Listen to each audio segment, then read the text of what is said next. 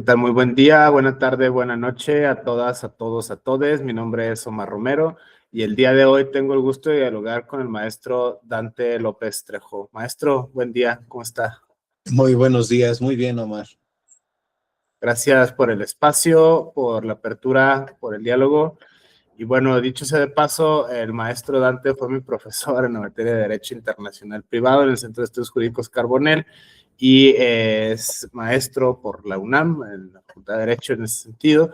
Muy interesante este diálogo porque vamos a tratar algunos tópicos relativos a la epistemología de la transdisciplinaridad relativa al estudio del derecho internacional privado. Estas premisas, maestro, creo yo, hoy en el siglo XXI, por la globalización, por las tecnologías de la información, por la complejidad del mundo que tenemos hoy en México y literal en el mundo, se vuelve más que útil, necesario, indispensable echar mano de herramientas teórico-metodológicas, estudios comparados en derecho, en sociología, en antropología, incluso en lingüística, el conocimiento de idiomas, el conocimiento de culturas.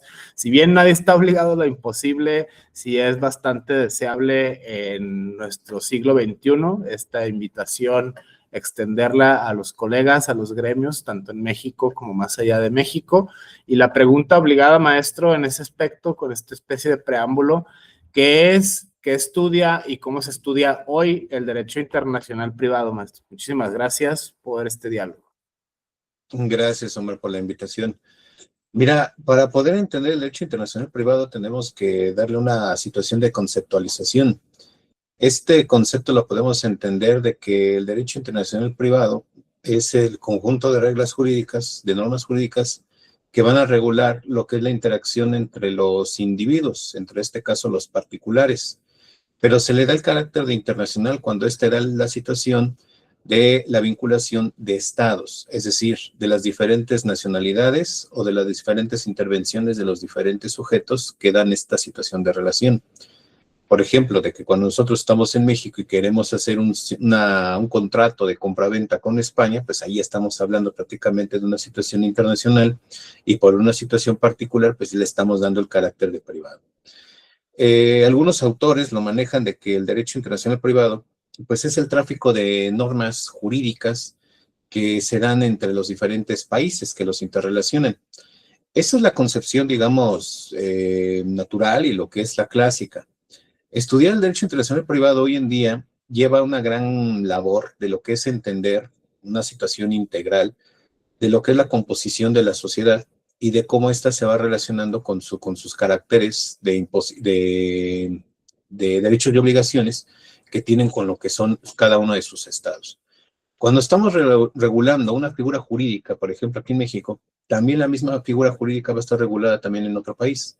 Entonces, lo que tratamos de hacer ahora, ya inmediatamente a lo que es el derecho internacional privado en este siglo, pues es tratar de relacionarlo, tratar de vincularlo y tratar de establecer lineamientos generales para poder comprenderlo de una manera un poco más idónea, para poderlo resolver en las controversias que se susciten. Esta idea genera lo que es una certidumbre a nivel internacional y es así como se van forjando los diferentes tratados internacionales. Como bien decía Omar, pues bueno, la globalización pues también tiene que tener un factor importante aquí, claro que sí. La globalización no solamente es, digamos, a ciencia, a vista cierta, vista a nivel de suelo, de poner un McDonald's en Irán. No, no es poner eso, un McDonald's en Irán, es más allá que eso. Es darle una situación de romper fronteras y de compartir lo que es idioma, economía, lo que es tecnología y lo que son prácticamente pensamientos y en este caso lo que es el avance de las ciencias jurídicas. Es compartir y avanzar en el mismo momento. No podemos dejar en este caso lo que es por parte de esta globalización o lo que es la comunidad internacional, dejar un país aislado para que éste pueda sorteársela solo, porque eso puede acarrear un problema en un futuro para todos. Si un punto, en este caso, a lo que pasó, por ejemplo, con Grecia, que si dejábamos a Grecia fuera de lo que era la Unión Europea, iba a traer una gran consecuencia porque geopolíticamente era un nuevo estado, un territorio que iba a estar solicitando ayuda y pues iban a estar ahí prácticamente diferentes instancias de los ejes políticos que tenemos hoy actualmente, pues queriendo apoderarse de ella, llámese Rusia, llámese Estados Unidos, llámese China, qué sé yo. Entonces, lo que hizo la Unión Europea, independientemente de este factor geopolítico, fue avanzar de la misma manera, inyectarle dinero para que no pueda caer y sobre todo darle una mejoría en lo que es por parte de esa economía de manera compartida, lo que es la parte de la Unión Europea. Entonces, bajo este eje es avanzar todos en el mismo sentido. Ahora, respecto a lo que es de abordar el estudio de esta materia en este siglo, es darle nuevos giros de tuerca a lo que nosotros conocemos, a lo que es a la integración también de las diferentes posicionamientos e ideologías que están dominando hoy en día. En este caso tenemos la situación también de algunos elementos como lo que son los, que serán, por ejemplo, los embarazos o maternidad subrogada, creo que es lo que manejan también, de que si estás en otro país sí lo hace válido, pero estás en México y no lo hace válido, si mal no recuerdo que Puebla creo que ya lo están manejando de alguna manera, pues entonces hay que regular en este caso, ya como tiene el apellido internacional, pues tenemos que darnos cuenta de que en dónde se está llevando esta actividad, con lo que son los puntos de conexión, para saber en dónde, cuándo y el por qué se está aplicando tal jurisdicción y tal legislación para atender este tema en particular, que es prácticamente uno de los tantos ejes que podemos mantener. Justo, maestro, pensando sobre todo en personas no juristas, en la audiencia que no necesariamente tenga formación jurídica, esta distinción semántica, conceptual, incluso hasta metodológica, entre lo público y lo privado. Una cosa es una cosa y otra cosa es otra cosa. En este caso, lo público y lo privado. Derecho internacional es como el mismo nombre, con distinto apellido, en este aspecto, para no generar confusión, sobre todo pensando esta gentileza metodológica con quienes no necesariamente compartan el argot jurídico, esta distinción entre lo público y lo privado hoy. Lo mencionaba entre líneas, sin embargo, sí quería que más claro, porque bueno, se habla más allá del Estado-Nación, se habla de instrumentos internacionales. Una de las críticas fuertes a México, México ha ratificado, firmado solo de firma, vaya, los tratados internacionales. Mucho se critica, por ejemplo, en tiempos de Felipe Calderón y la famosa guerra contra el crimen organizado, mientras el país estaba derramándose sangre, literalmente, en este aspecto. La firmadera, por otro lado, de México, de tratados de derechos humanos, específicamente en materia de derechos humanos, en este aspecto, para entender estas peculiaridades sociohistóricas, creo yo que es necesario la distinción, maestro, entre el derecho público y el derecho privado, sobre todo para no juristas. En ese sentido es interesante. Es correcto. Lo que es por parte del derecho internacional público ahora, estamos manejando, bueno, creo que sería pertinente hacer la aclaración. Entre lo que es por parte del estudio del derecho, se divide en tres grandes ramas, grandes ubicaciones, digámoslo, esquemáticas. En lo que es por parte del público, estamos hablando de la relación del Estado con los particulares, es decir, del gobierno, por decirlo de alguna manera. Y lo que es por parte del derecho privado, estamos hablando de la relación entre los particulares netamente, de lo que podemos hacer un contrato de compraventa, de una bici, qué sé yo, solamente entre particulares. Y la tercera división, que es prácticamente como de reciente creación, es el derecho social, que es prácticamente le va a dar una protección a las personas menos, a las más desprotegidas y en sectores, digamos, vulnerables. En este caso estamos hablando de trabajadores, estamos hablando de campesinos, jornaleros, estamos hablando de indígenas y demás. Ahora, bajo lo que es por parte del derecho público, internacional público, es, como ya habíamos mencionado algo, y vamos a retomar un poquito lo que acabamos de mencionar, pues es la relación entre el Estado y el individuo, es correcto, pero cuando le agregamos digamos, el apellido internacional, lo estamos elevando a un nivel entre la relación entre los diferentes países, entre los diferentes estados, y que estos tienen la situación de colaborar entre ellos para el beneficio dentro de sus poblaciones, de cada uno de sus ciudadanos y sus nacionales. Esta característica recae en lo que es por parte y la fundación de lo que son, o digamos, la base de los tratados internacionales. Internacionales a grosso modo. Internacionales respecto a lo que es por parte de la cooperación de asuntos en particular.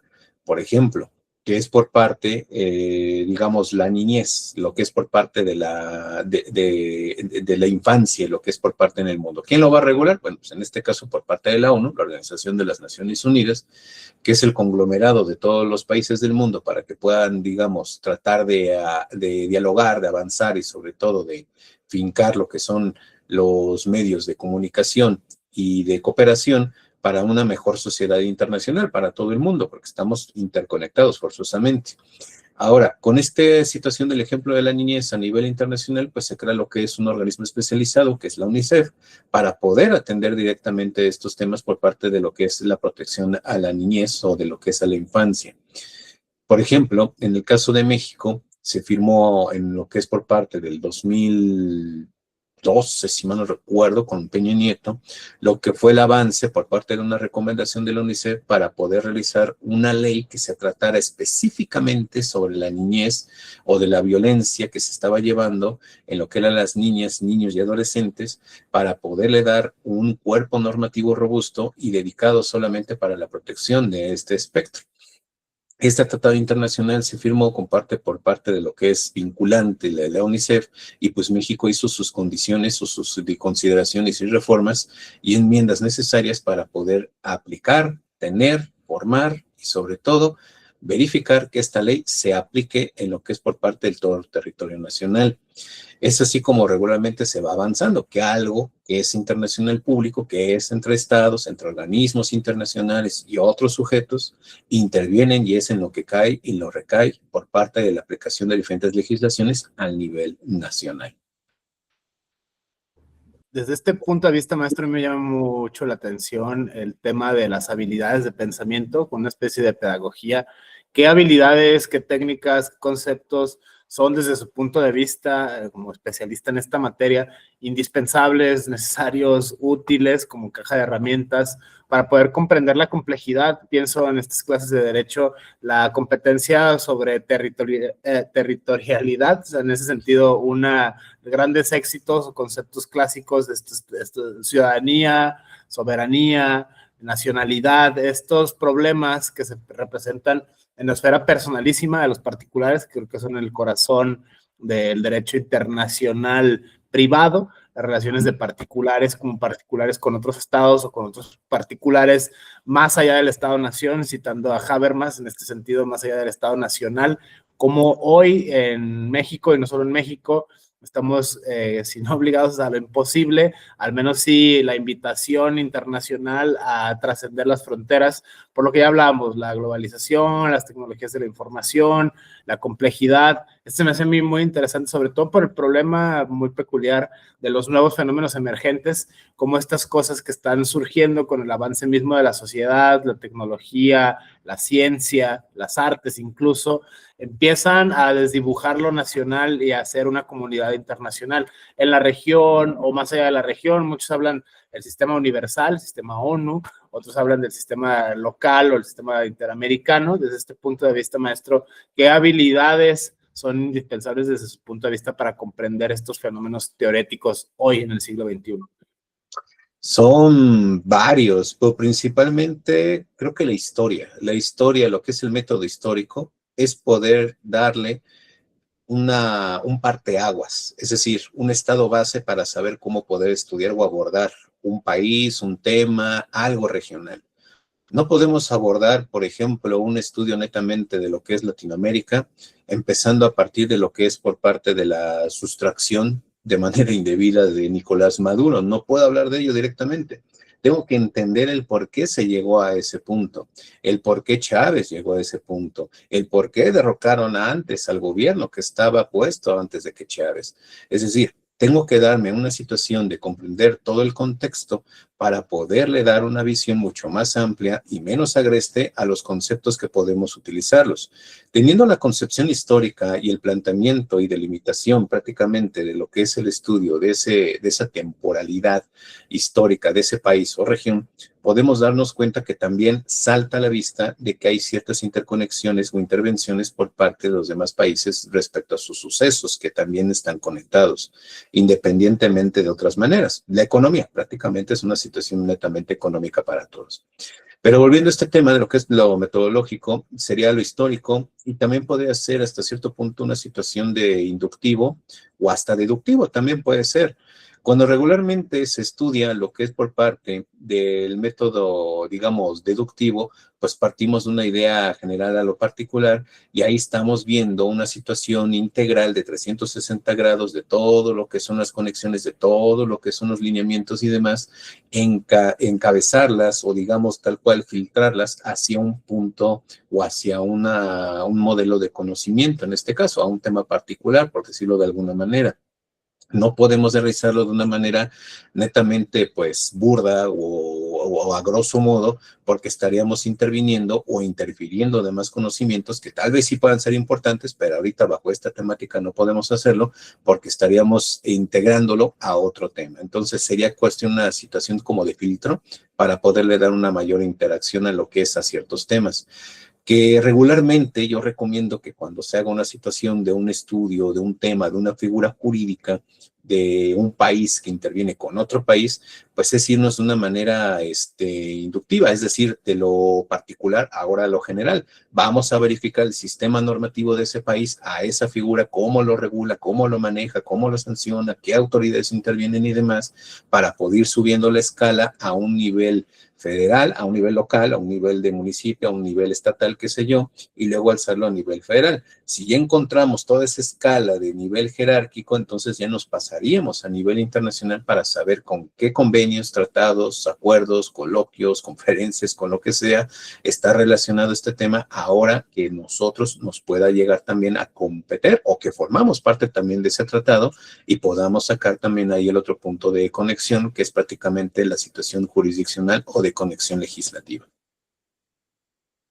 Desde este enfoque metodológico que permea la historiografía, la economía, la política, las relaciones internacionales, en este sentido es un complejo andamiaje estructural de metodologías, vaya que es una caja de herramientas, esta materia específica, precisamente por los grados de territorialidad. Pienso en estos conflictos que existen, de resolver conflictos, no sé, municipales con leyes nacionales, resolver leyes con leyes internacionales, conflictos nacionales. Esta, digamos, a priori es un error categorial en ese sentido. Sin embargo, me llama a mí mucho la atención en la argumentación jurídica el hecho de citar varias fuentes de derecho, por ejemplo, ¿no? Normas oficiales mexicanas, normas ISO, qué sé yo, códigos, tratados internacionales, jurisprudencia nacional o jurisprudencia incluso internacional, la Corte Interamericana de Derechos Humanos, del sistema ONU.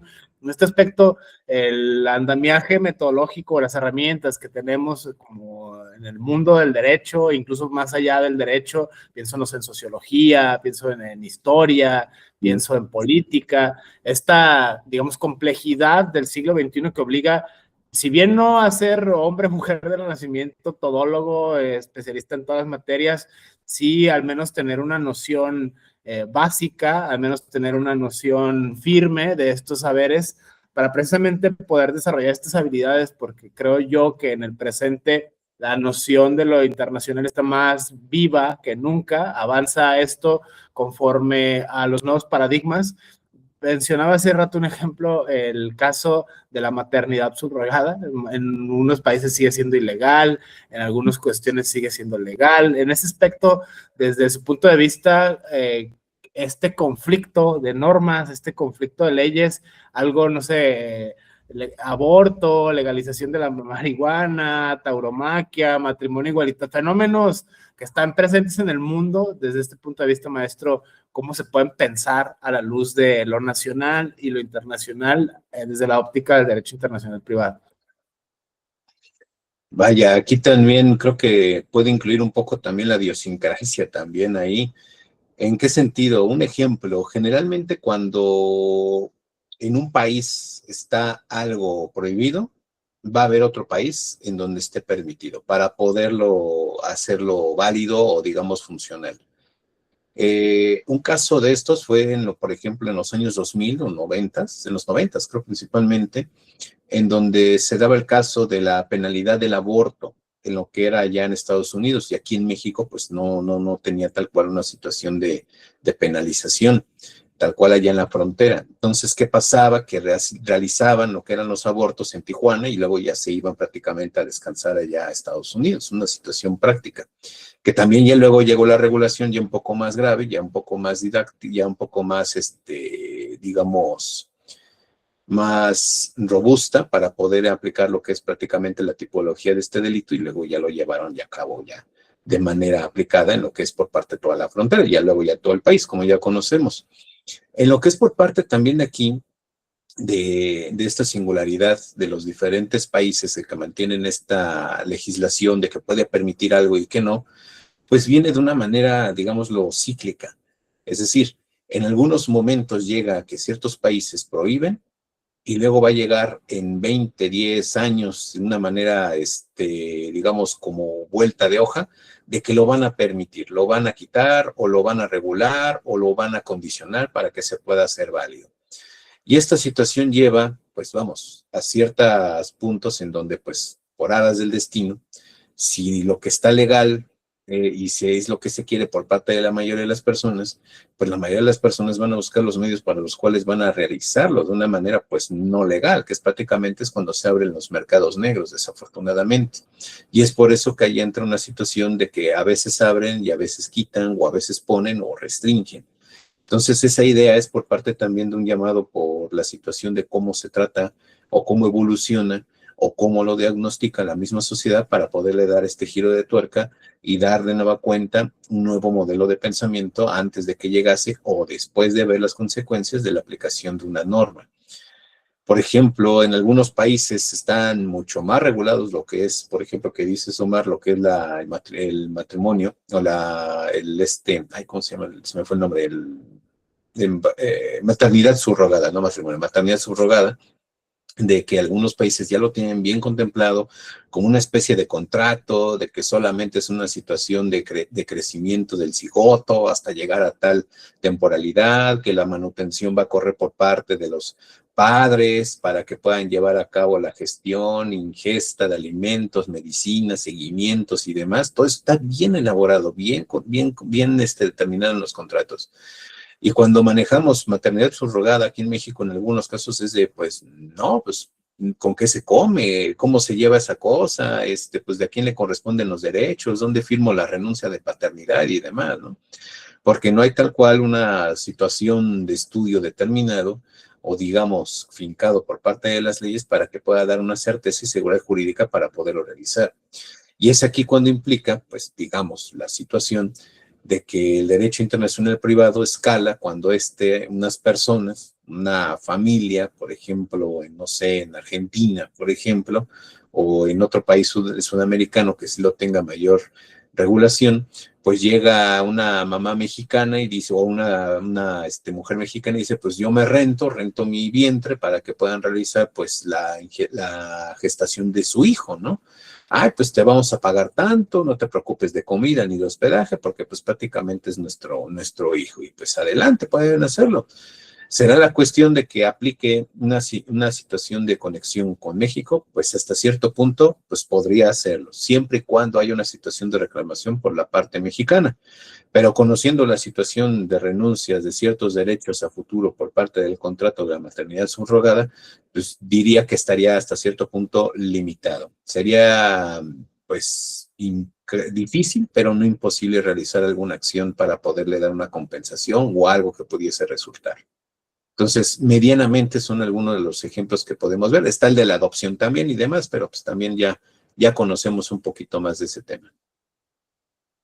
Desde este punto de vista, creo que es muy interesante tener en cuenta la casuística y la evolución de la ciencia, el avance legislativo, judicial, incluso políticas públicas por parte de los poderes ejecutivos.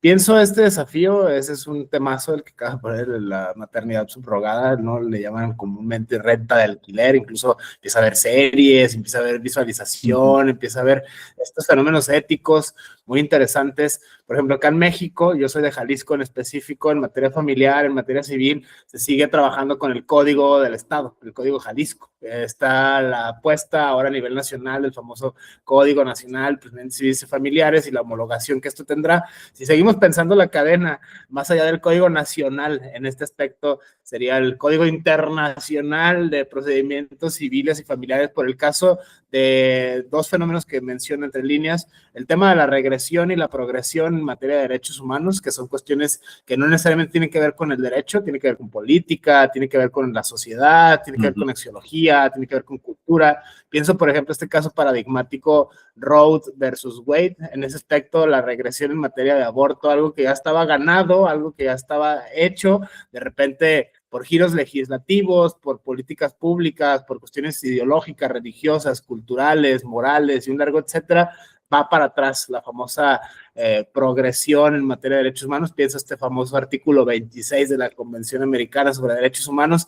Todos los estados partes están obligados a ir hacia adelante. En ese sentido, pareciera que hoy la realidad dice otra cosa, con las instituciones, con las políticas, sobre todo con elementos derivados de cosmovisiones religiosas, elementos derivadas de cosmovisiones nacionalistas. Está la gran amenaza hoy. Muchos analistas, muchos teóricos, muchas personas, no solo juristas, ven este riesgo de la vuelta a las derechas, el atentado contra los derechos humanos en general y la regresión, una progresiva regresión en materia de derechos que obliga a pensar y repensar nuestras instituciones jurídicas. No solo es la cuestión cultural, sino cómo es que se está, digamos, defendiendo este tipo de derechos, ¿no? En ese aspecto se me hace muy interesante esto, maestro, a la luz de las, digamos, tendencias, teorías, debates propias del derecho internacional privado. En ese sentido es interesante esta premisa.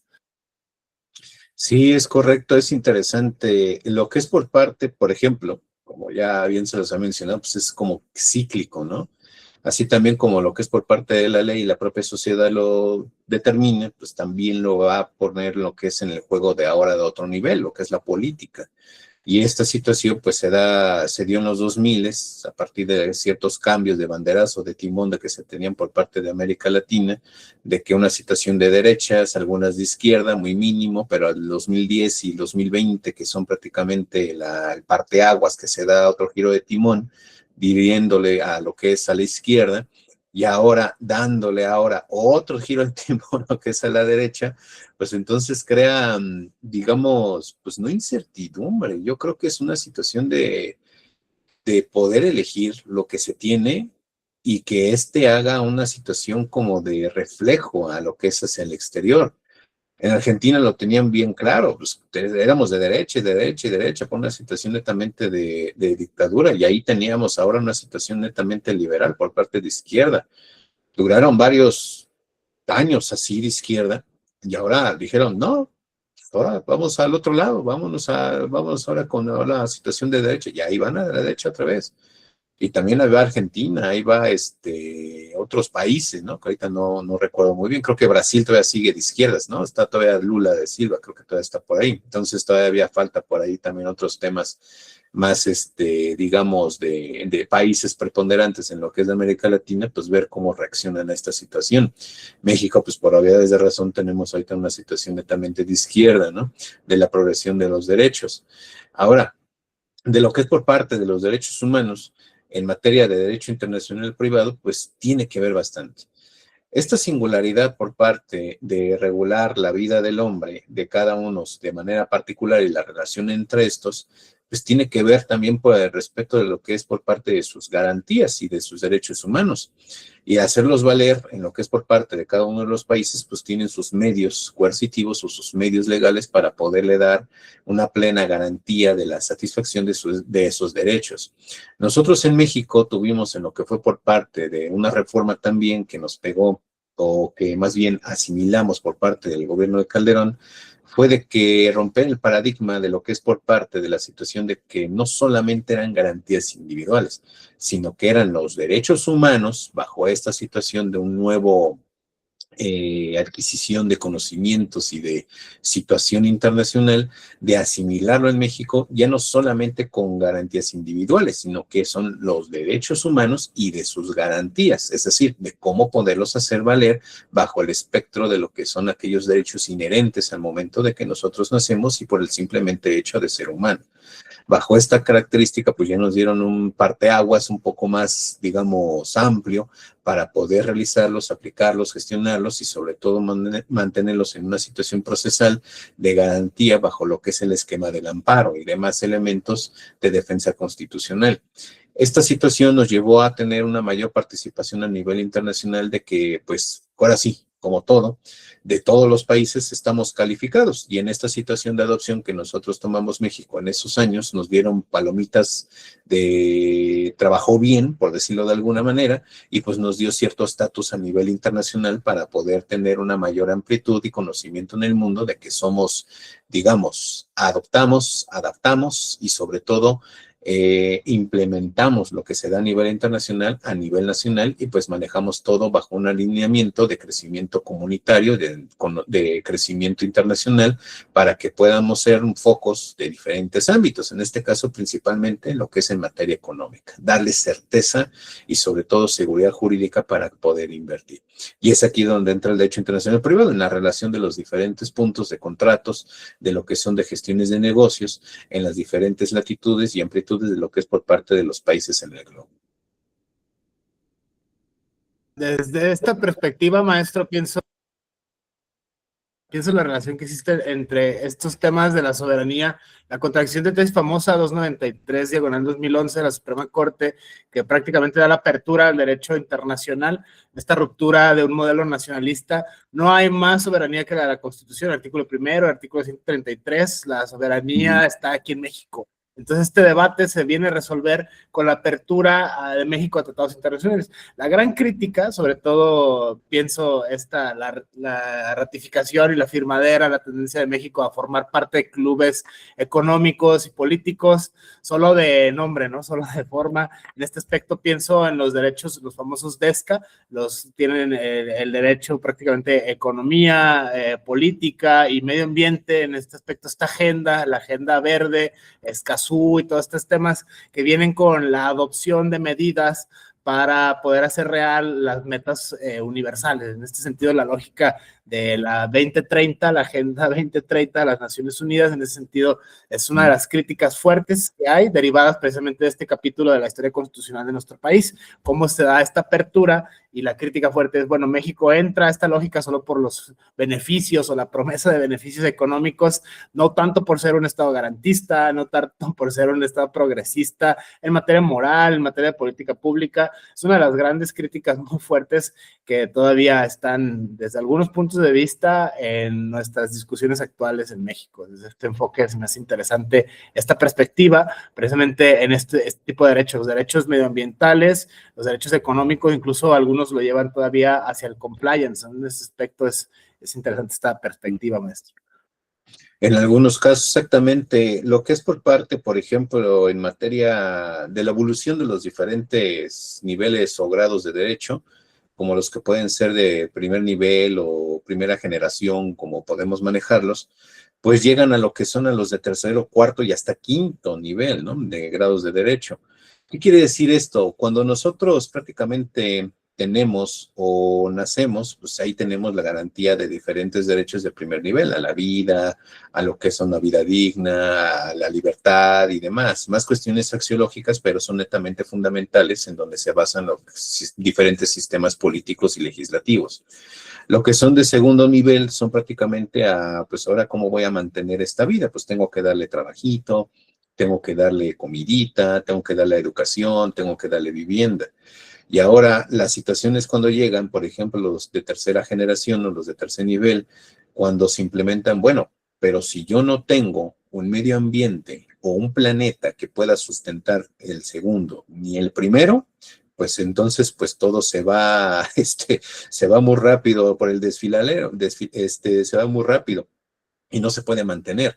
¿Qué es lo que determinaron? Pues darle una situación de prioridad a lo que es el cuidado del medio ambiente, y es una situación ahorita de lo que es la sustentabilidad, lo que es la de economía cero, lo que es la economía circular y demás, como elementos que coadyuvan para darle una protección a estos derechos de tercer nivel. Porque si yo no mantengo un medio ambiente, si yo no garantizo que hay un aire respirable, si yo no garantizo que hay alimentos inocuos y sanos y saludables para la alimentación de estas personas que acaban de nacer, no estoy garantizando ni siquiera el primer derecho, y no estoy garantizando por ende que van a llegar al segundo derecho. Entonces, los de tercer nivel pues, son prácticamente, digamos, desde mi punto de vista, son los interesantes o importantes porque son, digamos, el cúmulo de los segundos, porque si no, entonces, ¿dónde se van a desarrollar? Y luego llegan los demás derechos, pero a final de cuentas, a lo que voy con esto, es de que la importancia de todos estos convenios, tratados, acuerdos y demás, tienen por ende de manejar a lo que es al individuo. En materia de derecho internacional público, como ya habíamos mencionado, pues se maneja de que solamente es una relación entre el Estado y otros estados con la relación de sus individuos y ciudadanos. Pero cabe resaltar que en algunos casos muy importantes o en algunas situaciones muy de extrema importancia por parte del derecho internacional público, el individuo salta como un ente también para poder tener voz dentro de lo que es por parte de esta circunstancia de entre los propios estados y de los organismos internacionales. Es, por ejemplo, cuando se vulneran lo que son los derechos humanos. Y bajo esta característica, como bien dice usted, Omar, pues se da esta situación de que en el 2011 se da la jerarquización de lo que es la Constitución como ente primordial, como ente o imputable o de donde derivan lo que son las demás leyes especializadas bajo la formación de lo que es por parte de un Estado. Y da por entendido de que por arriba de ella pues no debería de haber nada, lo que es por parte del artículo 133 constitucional, bajo lo que es por parte de la situación de poder el escalafón de que los diferentes tratados y acuerdos tienen bajo su propia especial naturaleza una clasificación para nosotros. Todos los tratados internacionales están por debajo de la Constitución y todos los tratados internacionales que están o que hablen o versen sobre derechos humanos se elevan a nivel de grado constitucional para poderle dar una situación de protección y dejar fuera una vulnerabilidad establecida respecto a las diferentes legislaciones o aplicaciones de diferentes sistemas jurídicos. Y esto es a nivel nacional. Ya las diferentes legislaciones, diferentes constituciones, actas, cartas magna, dependiendo también del estado en que se hable, también lo manejan de una manera similar para que puedan llevar a cabo situaciones de acorde a la competencia, tanto de económica y demás, pero primordialmente de derechos humanos, que es lo que hoy. En esta misma lógica, complementando esta línea argumentativa, pienso en la progresión en materia de derechos. Esta lectura, muchos la han criticado por ser pedagógica, didáctica, primera generación, segunda generación, Karel Basak, esta línea, muchos la usan pedagógicamente, otros la detestan igualmente pedagógicamente como obsoleta. Sin embargo, en esta misma línea de progresión, como ahora me voy a enseñar esta línea de la pedagogía, pensar la progresividad de derechos. Ahora hay debates en torno al otorgamiento de sujetos de derecho, el transhumanismo, la naturaleza, los animales, el planeta, la Pachamama, están estos como de cuarta o quinta, algunos lo ven en esta misma lógica progresiva, y hay todavía una nueva tendencia en México, el mundo y la región, este paso de lo bio a lo neuro, que tiene que ver con materia familiar, que tiene que ver con materia penal, tiene que ver con muchas regulaciones, como lo decía el maestro, en los códigos, en las constituciones. Un país va a la delantera, otro país no. Por eso creo que es interesante hacer en el siglo XXI estas exploraciones en la región, en el mundo, ver cómo están resolviendo casos de fenómenos emergentes otros estados, incluso la necesidad de regular los códigos civiles, los códigos penales, hacer cambios constitucionales, institucionales, de política pública. Esto trasciende el mundo del derecho, tiene que ver con economía, tiene que ver con política, tiene que ver con cultura, tiene que ver con sociología. Pero pienso, maestro, en estos fenómenos emergentes, en concreto este top 3, el otorgar derechos personales a la naturaleza, los animales y otras entidades no humanas, es decir, el abandonar el antropocentrismo famoso que ha imperado las constituciones desde el siglo XIX, siglo XX y en algunos casos lo que va del XXI. Creo que ese es uno de los desafíos. Y el otro, también derivado de fenómenos emergentes, toda serie de cúmulos, de complejos fenómenos que coquetean con lo bio y lo neuro. En este aspecto es interesantísimo ver cómo es que México está o no avanzando en instituciones, en políticas públicas, en sistema legislativo, hacia esta tendencia global, regional, de estos fenómenos, maestros. Eso me parece interesantísima esta premisa. Es correcto. Ahorita se me ocurren dos ejemplos de lo que es por parte que me habla Omar. Por ejemplo, en la India sí lo tienen bien claro de que reconocen personas sintientes no humanas, medianamente, en el sentido de que el delfín, por ejemplo, el elefante, si mal no recuerdo, y no me acuerdo qué otro, no me acuerdo si la vaca también, pero en algunos de estos dos también principalmente. Otro ejemplo que también manejamos o que manejo regularmente yo ahorita recientemente, de cómo se puede ver reflejado el derecho internacional privado y sobre todo lo que es la situación de cómo lo aborda cada uno de los países respecto a la defensa de sus derechos humanos, es colocar en lo que es en tela de juicio el reconocimiento, la percepción por parte de las personas. Un ejemplo, allá en el Reino Unido de Gran Bretaña e Irlanda del Norte manejan un caso muy importante. Una persona de 25 años, de él se cree, o por parte de su cuestión de que ya le tronan las rodillas, ya no ve bien y demás, pues considera y se percibe como una persona de 70 años. Entonces, por lo tanto, demandó al gobierno de Reino Unido para que le den una pensión, porque ya se considera una persona ya mayor de edad. Entonces, si yo me considero ya una persona mayor de edad, entonces ya tengo la posibilidad de acceder a los beneficios de las personas pensionadas o jubiladas, ¿no?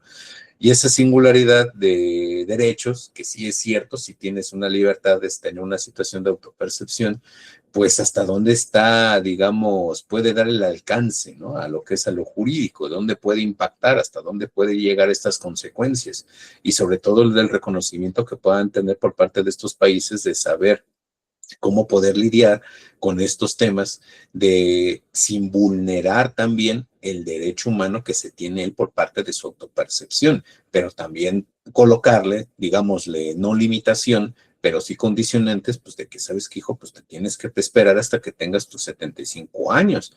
No, es que yo me percibo de 75, pero tengo 25, entonces pues pensionenme. Y ahorita está ese tema regular, todavía no lo logran determinar, todavía no logran darle digamos, como que la solución mediana entre ambas partes para darle una percepción de, sin que llegue a vulnerar su situación netamente humana, su situación netamente de percepción, pero tampoco que vulneren las arcas del Reino Unido, porque si el Reino Unido, este gobierno, cede solamente con uno, se viene la escalada de los demás que también tienen esta situación. Entonces llevaría, no la bancarrota, pero sí llevaría tal cual un gran gasto al erario para poder mantener ahora a estas personas que tienen una autopercepción de que pues, ya me siento como que muy grande, ¿no? Entonces ahora sí ya pensióname, no va por ahí.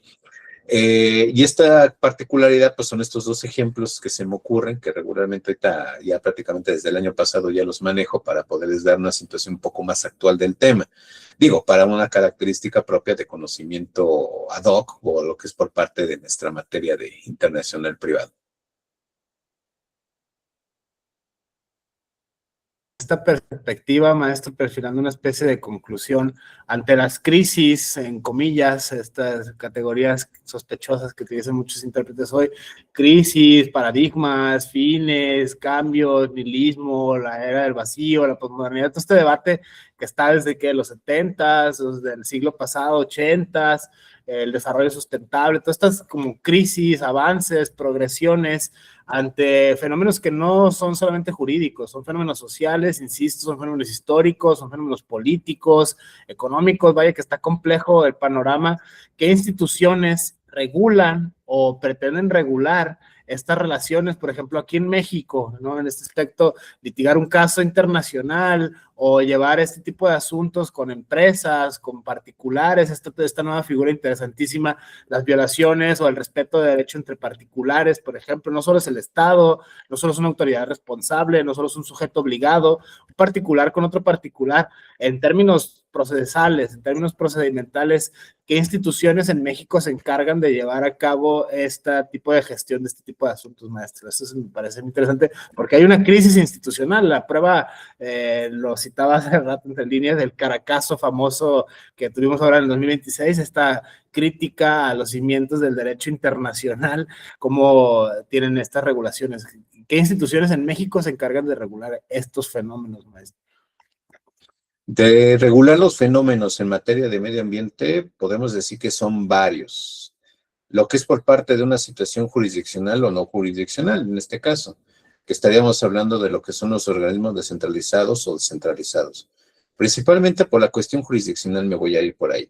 Lo que es, por ejemplo, quien marca los lineamientos, pues son prácticamente la Secretaría de Medio Ambiente y Recursos Naturales, SmartNat, algunos organismos que ayudan en lo que es a la vinculación, conocimiento, estudios o alcances de estudio frontera, está, por ejemplo, la CONAVIO. Lo que es por parte de la protección a nivel federal del medio ambiente, podemos colocar a la Profepa y así nos podemos ir de manera jurisdiccional. Ahora, de manera jurisdiccional internacional, pueden alcanzar algunos casos que puedan vincularse con otros estados, puede ser la Corte Internacional de Justicia, que son netamente administrativos, no ambientales, pero netamente recaen en una situación administrativa.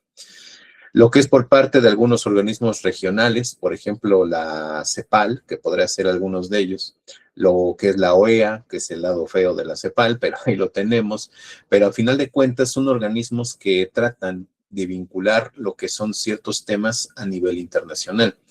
Un organismo, digamos, internacional regional que está entre el bien y el mal es la Comisión de América de Ambiental de América del Norte, la CAAN, si mal no recuerdo, si es que todavía existe o ya le cambiaron el nombre ahora con el TEMEC, que es la que trata de regular todo lo que es el medio ambiente y dirimir todas las controversias que puedan suscitarse entre México, Estados Unidos y Canadá.